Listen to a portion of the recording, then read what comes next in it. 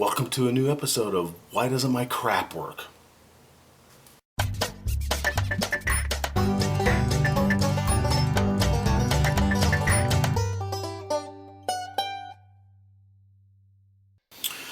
Oh boy, this thing's fun. But that all kind of depends on what your definition of the word fun is. Here is the bridge pin that was in this guitar when it walked into the shop here. Let's see. This is a replacement bridge pin. You may notice there is a discrepancy in the length. Now, I don't really know how well this guitar functioned when it was acquired from the previous owners. But here's what I can tell you. This, hey, it makes a noise. That's cool, right?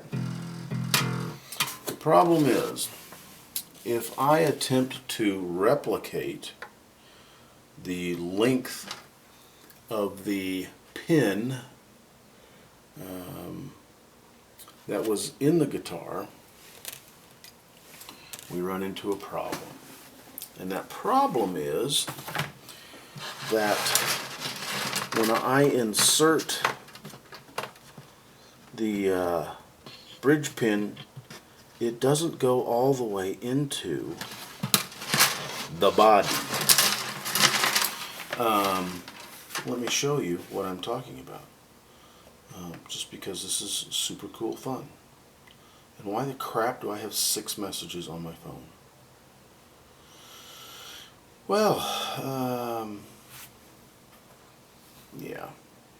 Alright, we'll go here, we'll go here, we will go here, and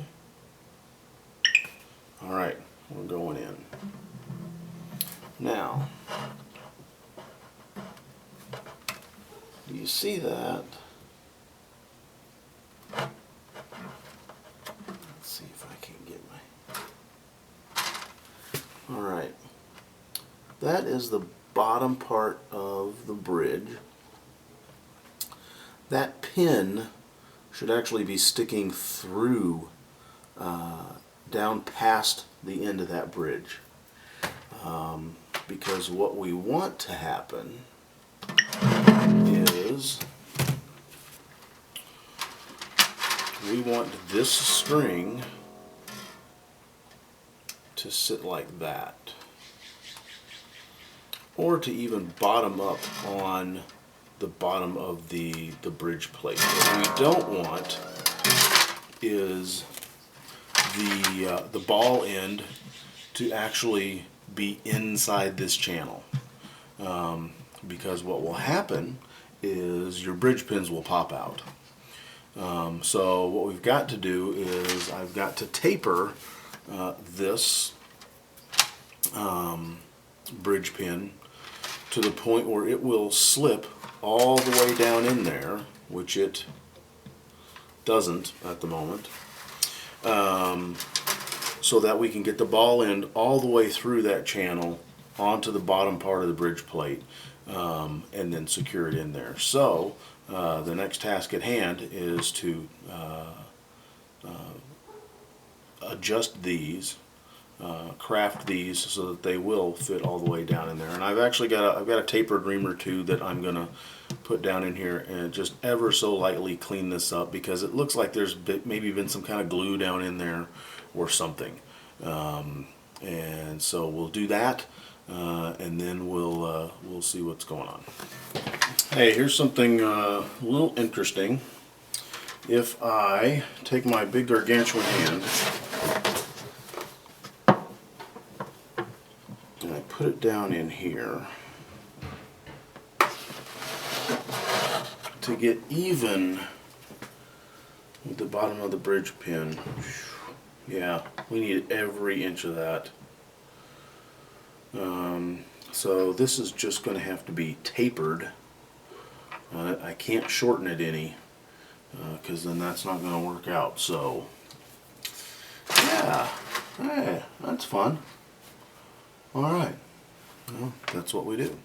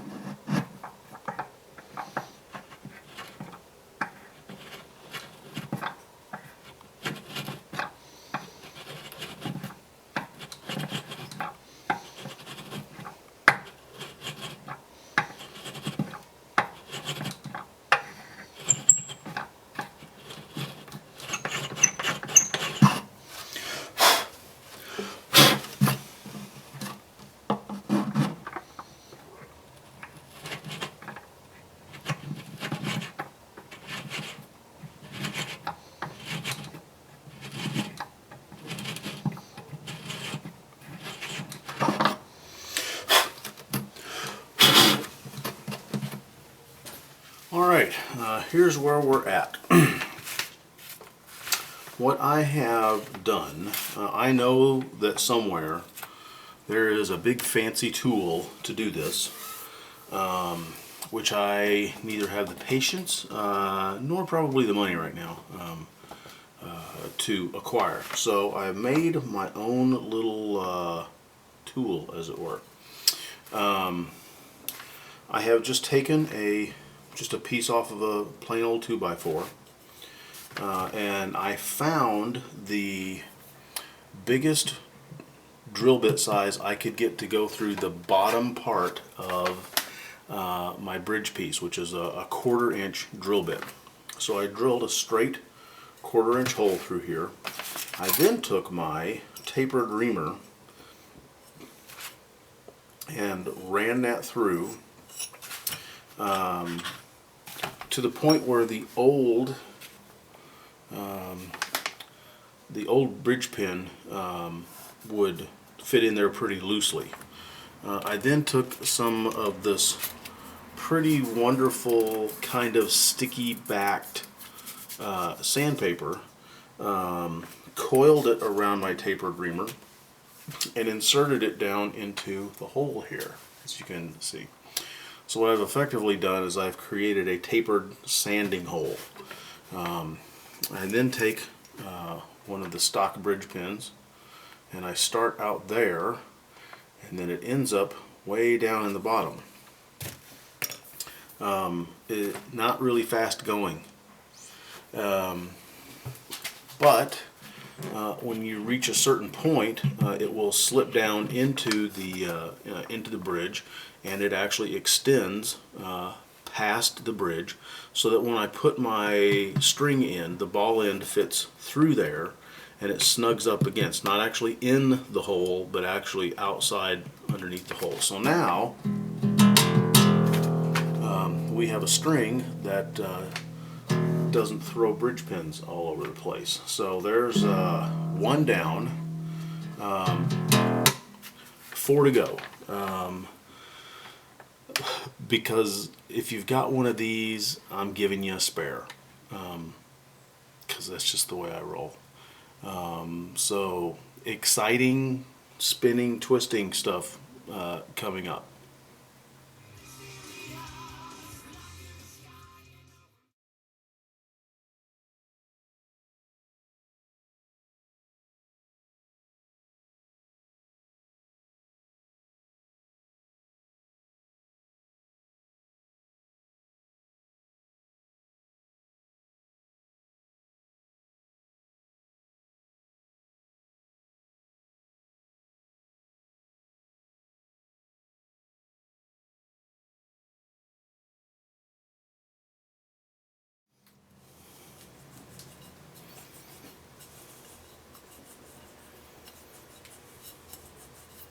Excitement. On a measure not even I mean, yeah.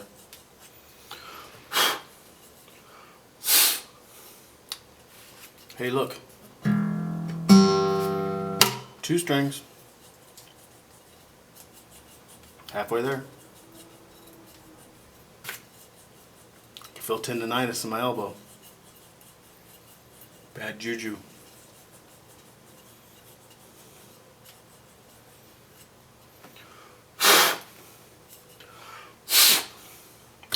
Every once in a while, I'll have to clean my tapered hole out. Shh.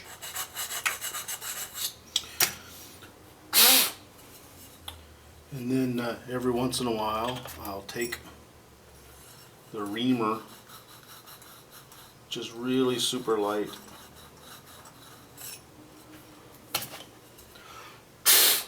Clean it out, and then, hey, back for more.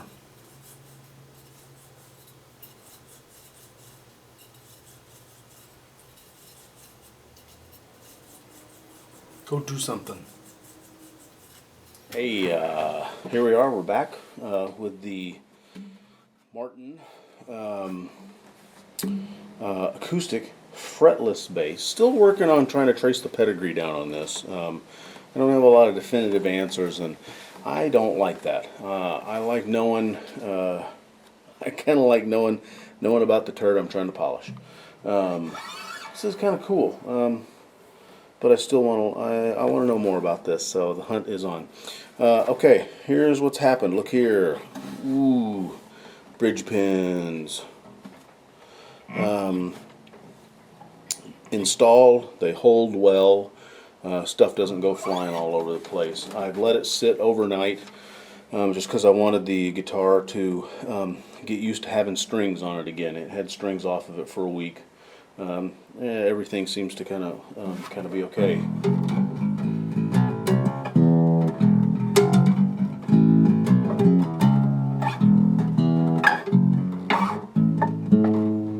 It's got that weird kind of funky.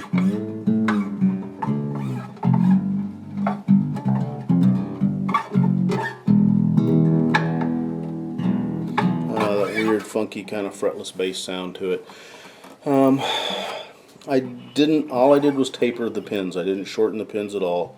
I didn't like the shine that they had on them. I didn't like the mold lines that they had on them. They're just plastic, like plastic models. So I chucked them in my drill, literally chucked them up into the drill. 220 sandpaper, got all of the mold lines off of them. Got the shine off of them that they had, and then went back and polished it with 4,000 grit polishing papers and 3M's Finesse It on a terry cloth rag. It has a little bit of shine to it. It looks a lot more like bone now than it does plastic, which is kind of what I wanted. So it works, it functions. Not a lot of projection.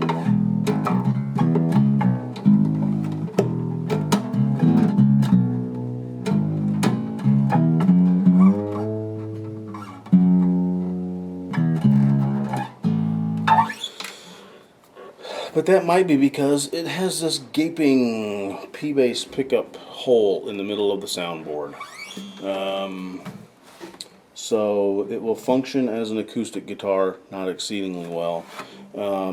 My suggestion to the owner, get some flats, some flat wound strings for it, and probably have the neck worked on. There are grooves up here from where the round wound strings have been on it.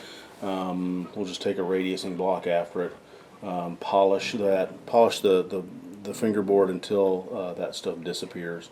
So that's the recommendation acoustically. I'm not going to mess with the bridge at all. It seems to be okay.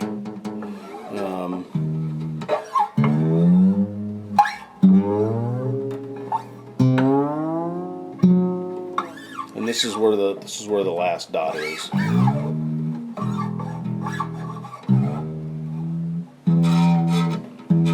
You get a little funny up about here, and there's a mark on the neck. I don't know. Maybe that's why, and it's not even a mark. It's like somebody gouged something in there. But maybe that's it. Maybe that's the line of don't play past here. So back to here. I can't do anything about this hole.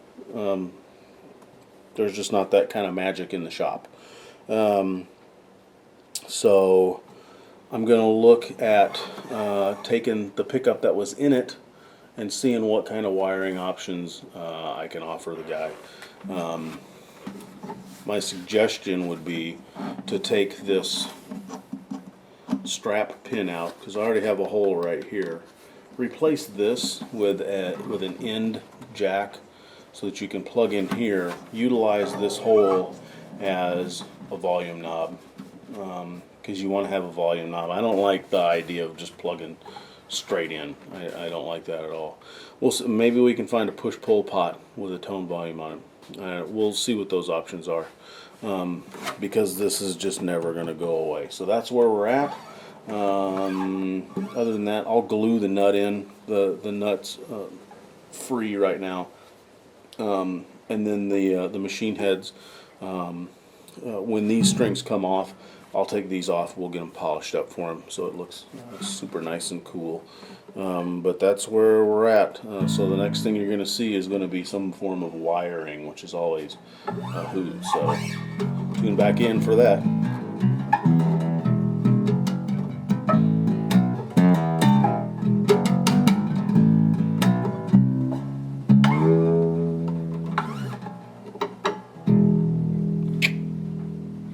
Cheers.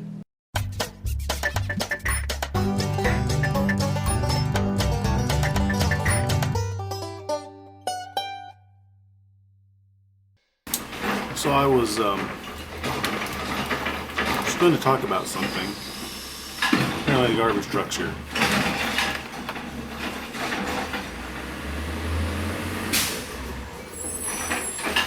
Much earlier than it normally gets here.